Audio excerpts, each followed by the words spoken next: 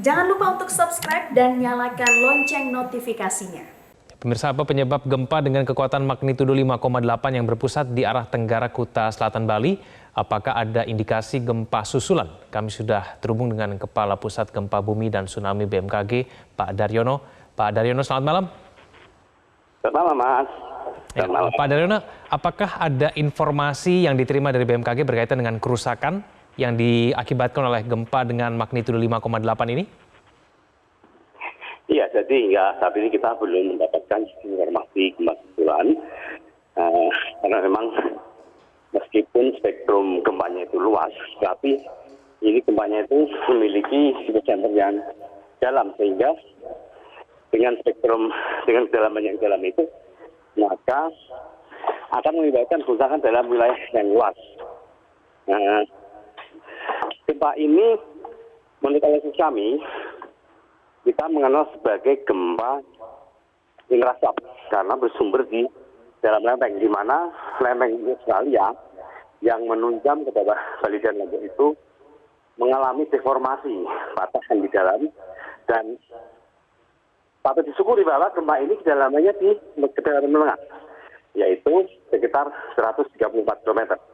Nah, jika ini kedalaman lebih dangkal, maka ini bisa menimbulkan dampak intensitas yang lebih besar dari yang terjadi sore tadi. Nah, Pak Daryono, apakah diketahui Pak Daryono, ini penyebab gempanya itu apa? Ya, ini karena adanya deformasi patahan di dalam lempeng. Dan ini bukan gempa megatrust.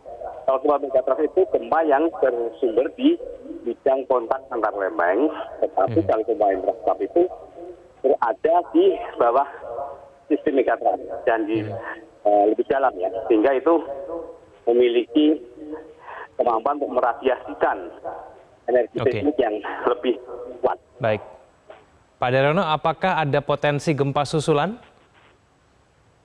Nah, karakteristik dari gempa intrastab atau patahan dalam lempeng di kedalaman ini meskipun kekuatannya cukup besar, artinya spektrumnya sudah luas sampai ke Bima, sampai ke Jawa Timur, tetapi dia memiliki kemampuan meradiasikan gelombang seismik dari sumber yang kecil. Dan ini lazimnya gempa intrastab itu tidak memiliki aktivitas susulan yang banyak.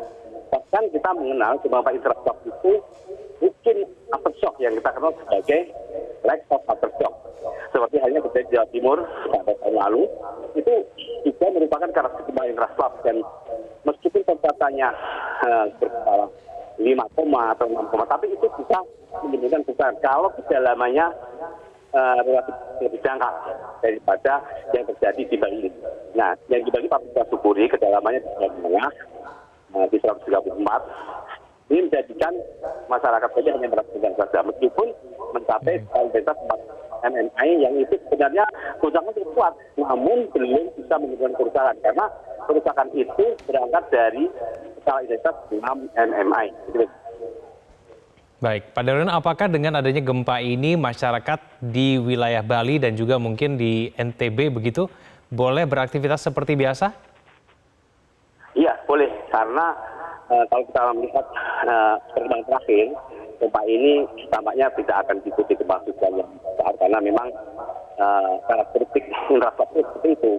Nah, kita juga bersyukur memang gempanya hanya sekitar 5,6, hanya 5,6 magnitudo, ya. Jadi hanya dirasakan besar saja. Dan semoga gempa-gempa seperti ini berada di sekitaran magnitudo 5. Karena kalau di atas itu bisa menimbulkan kerusakan, ya. Dia pernah terjadi pada tahun sekitar 217. Di daerah ini pernah terjadi gempa yang menimbulkan kerusakan cukup banyak di Bali saat itu. Dan korban jiwa juga saat itu.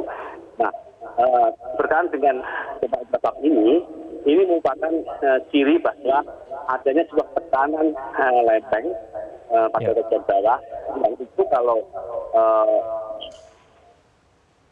terus berkembang, maka dia bisa menimbulkan adanya gerakan lempeng. Ini ada Pak Daryono, ya.